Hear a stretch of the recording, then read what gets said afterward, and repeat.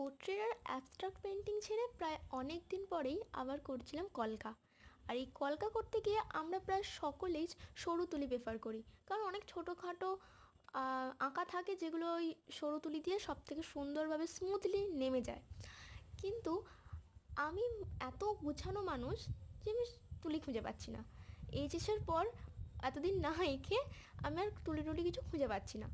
So আমার সামনে একটা যে তুলিটা ছিল সোনাইয়ের, যেটা দিয়ে আমি করেছি কাজটা, সেটা অলরেডি আমার গেছে চারিদিক দিয়ে হয়ে, কারণ ওটা আমি ফেব্রিক কালার করেছিলাম আর তারপর ধুতে ভুলে গেছিলাম। মানে আমি বিশাল যত্নশীল একটা মানুষ, তো সেই জন্য আমার তুলির এই অবস্থা। মানে তুলিগুলোও যদি কথা বলতে পারতো আমাকে গালাগাল করতো।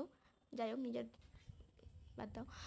সো কিন্তু আমি একটা কথা সত্যিই কালকে রিয়েলাইজ করেছিলাম যে যেগুলোকে আমরা হেলায় ফেলে রাখি সেইগুলোই কিন্তু আমাদের সবথেকে প্রয়োজনীয় টাইমে কাজে লাগে।